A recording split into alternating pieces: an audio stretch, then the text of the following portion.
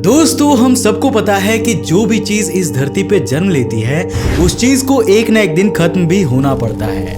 यही कुदरत है, यही नियति है, फिर चाहे वो खुद हमारी धरती ही क्यों ना हो। लेकिन हमारी ये धरती कब और कैसे खत्म होगी ये किसी को भी मालूम नहीं है। इस असीम और अनंत ब्रह्मांड में ऐसी कई रहस्यमयी और खौफनाक चीजें छिपी हुई है जो एक पल में हमारी धरती को खत्म कर सकती है। ये चीजें गैलेक्सीज को निगल लेती है, सितारे उजाड़ देती है, ग्रहों को नष्ट करना तो एक आम बात है। तो आखिर क्या है ये खौफनाक चीजें? क्या अभी भी इतने एडवांसमेंट के बावजूद हमें इन गहरे राजों का इल्म भी नहीं है?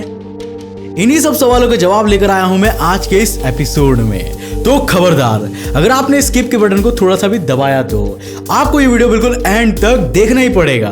तो हेलो गाइस, मैं हूं कौशिक, चलिए शुरू करते हैं आज के इस नए एपिसोड को।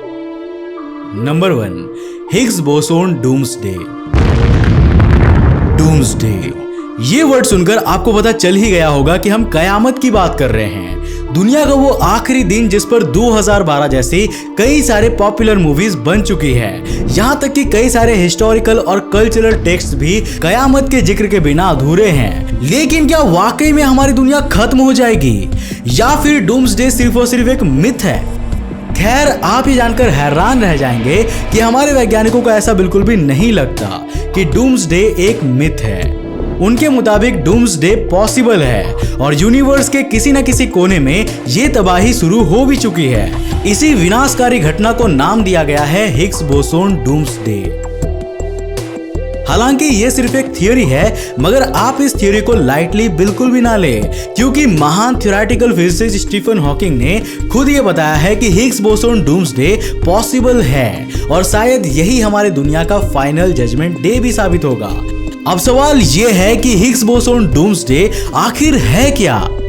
हिग्स बोसोन पार्टिकल यानी कि गॉड पार्टिकल के बारे में तो आपने जरूर सुना होगा। यही गॉड पार्टिकल के डिस्कवरी से वैज्ञानिकों ने यह पता लगाया कि हमारे यूनिवर्स में गॉड पार्टिकल के थ्रू एक इमेजिनरी फील्ड जनरेट होता है जिसका नाम है हिग्स फील्ड। इसी हिग्स फील्ड के एनर्जी से यूनिवर्स का संतुलन बना रहता है, क्योंकि बिग बैंग के बाद इसी फील्ड की वजह से ही सारे पार्टिकल्स एक दूसरे के साथ ऐसा कंबाइन हो गए हैं कि स्टार्स, प्लैनेट्स और सुपर क्लस्टर्स का फॉर्मेशन होना शुरू हो गया।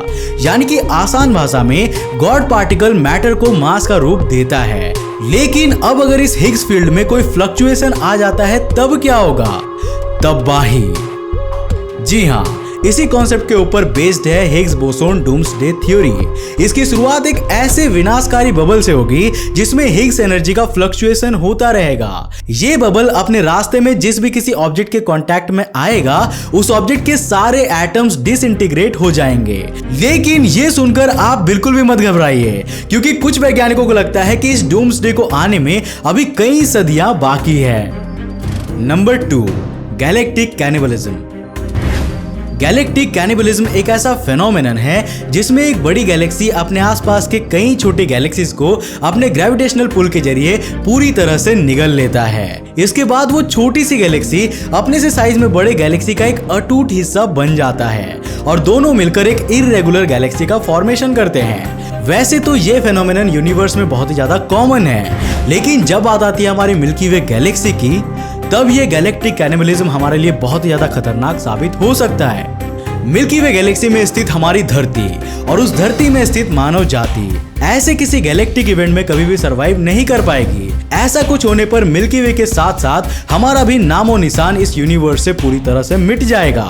लेकिन दोस्तों, इसमें घबराने वाली कोई भी बात नहीं है, क्योंकि नियर फ्यूचर में ऐसी कोई इवेंट होने की कोई भी पॉसिबिलिटी नहीं है। मिल्की वे के सबसे पास अगर कोई बड़ी गैलेक्सी है तो वो है एंड्रोमेडा गैलेक्सी।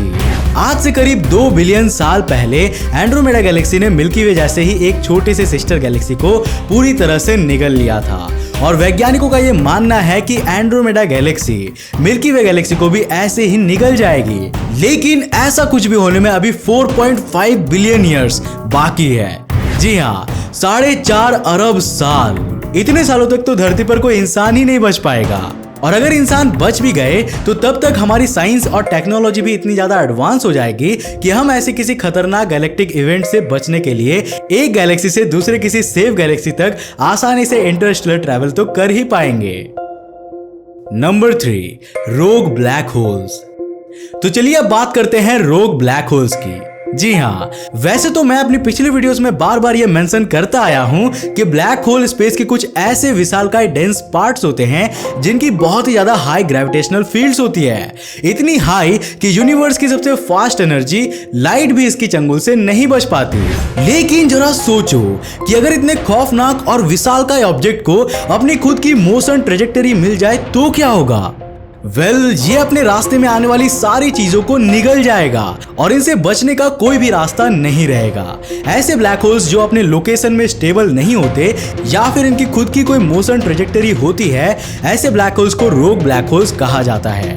ये रोग ब्लैक होल्स इतनी तेजी से आगे बढ़ते हैं कि इनके सामने आने वाले सारे एंटिटीज पलक झपकते ही गायब हो जाएंगे। अब अगर आपको ये लगता है कि रोग ब्लैक होल्स हमारी धरती से बहुत ही ज्यादा दूर है और इनसे हमें कोई भी खतरा नहीं है, तो आप गलत हो, क्योंकि हाल ही में एस्ट्रोनॉमर्स ने एक ऐसे रोग ब्लैक होल को खोज निकाला है जो मिल्की वे के अंदर ही है और बड़े ही तेज गति से आगे की ओर बढ़ रहा है। इस रोग ब्लैक होल का साइज हमारे सोलर सिस्टम के प्लैनेट जुपिटर के समान है और जब ये मूविंग ब्लैक होल मिल्की वे के अंदर ही है तो आप ये अंदाजा लगा सकते हैं कि ये ब्लैक होल धरती से बहुत ज्यादा दूर तो होगा नहीं। Number 4, outcast supermassive black hole. अब हमने रोग ब्लैक होल्स के बारे में बात तो कर ली, तो चलिए अब मैं आपको आउटकास्ट सुपरमैसिव ब्लैक होल के बारे में बताता हूं। इस सुपरमैसिव ब्लैक होल की खासियत ये है कि ये एक आउटकास्ट ब्लैक होल है, यानी कि ये ब्लैक होल अपने ओरिजिनल गैलेक्सी से बाहर निकल चुका है और अभी ये आउटर स्पेस में स्थित है। लेकिन बात ये है कि ये अगर निकला तो निकला कैसे? वैज्ञानिकों ने अपने रिसर्च से पता लगाया है कि ओरिजिनल गैलेक्सी के सेंटर में 2 बड़े ब्लैक होल्स पहले से मौजूद थे। जब ये 2 ब्लैक होल्स एक दूसरे से टकरा गए तब एक सुपरमैसिव ब्लैक होल का निर्माण हुआ और इस एक्सप्लोजन में इतना ज्यादा एनर्जी प्रोड्यूस हुआ कि पूरा का पूरा ब्लैक होल ही ओरिजिनल गैलेक्सी से निकल के आउटर स्पेस में इजेक्ट हो गया। इस ब्लैक होल के फॉर्मेशन और इजेक्शन में जितनी एनर्जी की जरूरत पड़ती है उतनी ही एनर्जी 100 मिलियन सुपरनोवा एक्सप्लोजन्स से निकले हुए एनर्जी के बराबर है। ऐसी खतरनाक ब्लैक होल से तो हम इंसान क्या, हमसे एडवांस्ड एलियंस तक नहीं बच सकते। Number 5, zombie star. आज तक हम आसमान में जितने भी सितारे को देखते आए हैं, ये सारे सितारे अब तक या तो डेड स्टार्स बन चुके हैं या फिर बहुत जल्द ऐसा बनने के कगार पे हैं। ये सितारे हमसे हजारों सैकड़ों लाइट ईयर्स की दूरी पर है और इनसे निकली हुई लाइट भी करोड़ों साल ट्रैवल करके हम तक पहुंचती है। जब तक ये लाइट हम तक पहुंचती है तब तक ये स्टार्स डेड हो चुके होते हैं। ये यूनिवर्स का एक बहुत ही इंटरेस्टिंग सा फेनोमेनन है, लेकिन इसको और भी ज्यादा रहस्यमयी और इंटरेस्टिंग बनाती है ज़ॉम्बी स्टार्स। ज़ॉम्बी स्टार्स ऐसे स्टार्स होते हैं जो सुपरनोवा एक्सप्लोजन के बाद भी पूरी तरीके से अलाइव और फंक्शनल रहती है।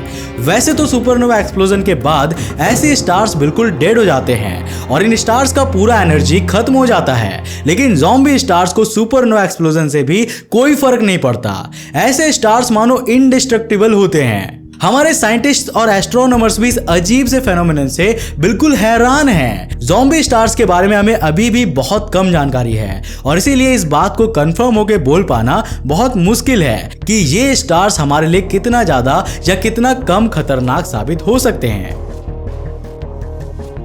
Number 6, galaxies without dark matter.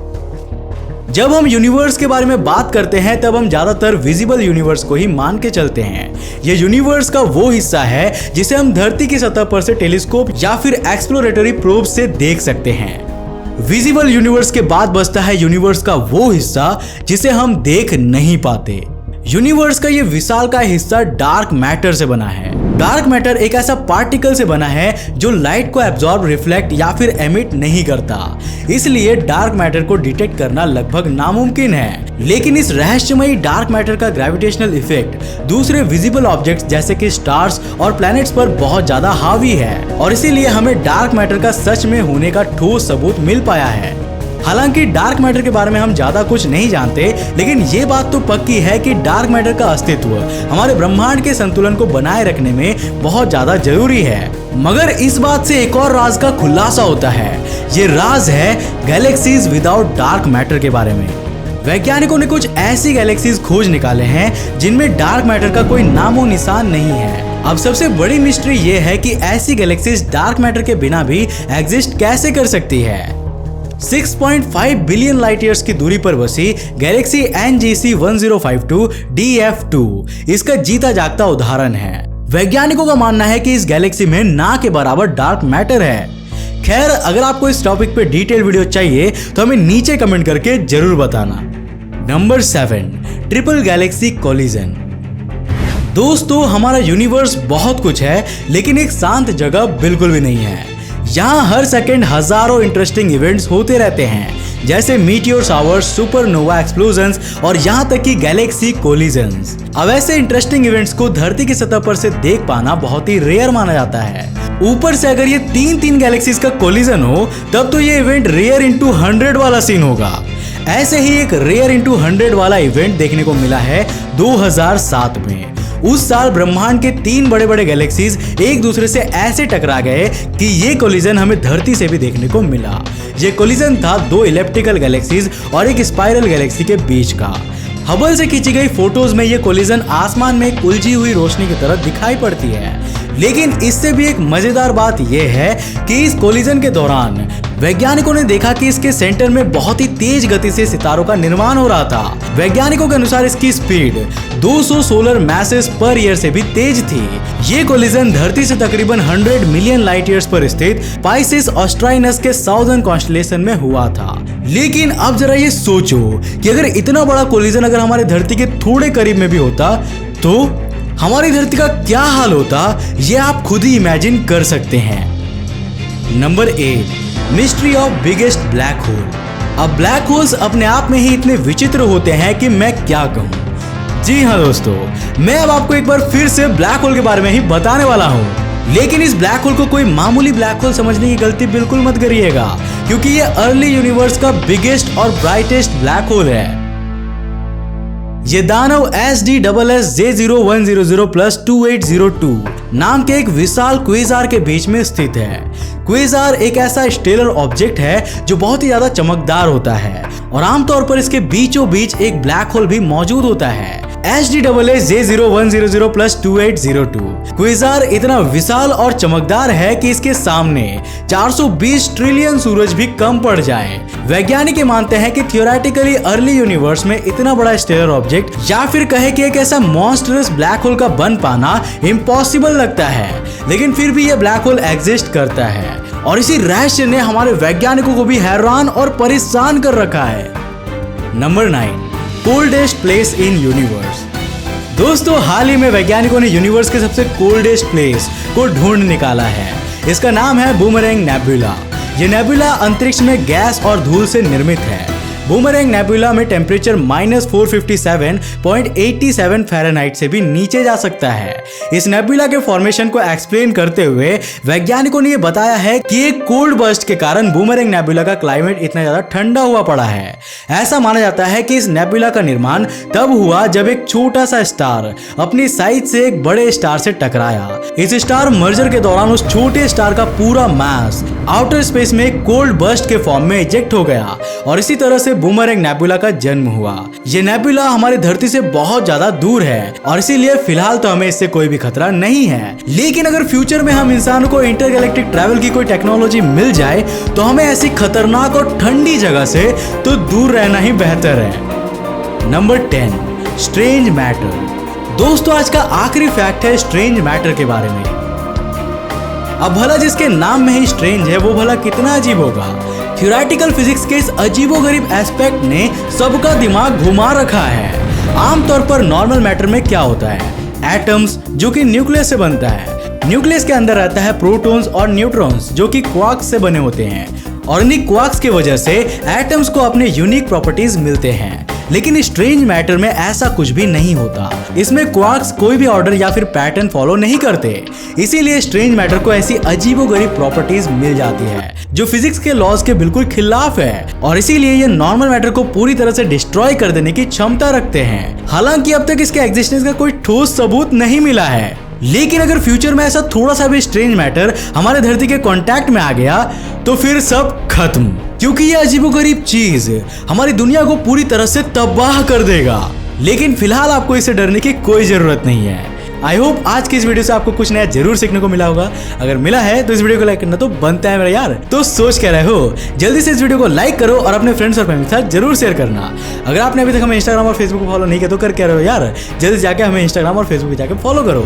अगर आप नए हो इस चैनल पे तो इंटरेस्टिंग वीडियोस के लिए चैनल को सब्सक्राइब करने के साथ साथ नोटिफिकेशन बेल को ऑन कर देना ताकि आप देख सको हमारे वीडियो सबसे पहले। तब तक के लिए बाय, जय हिंद।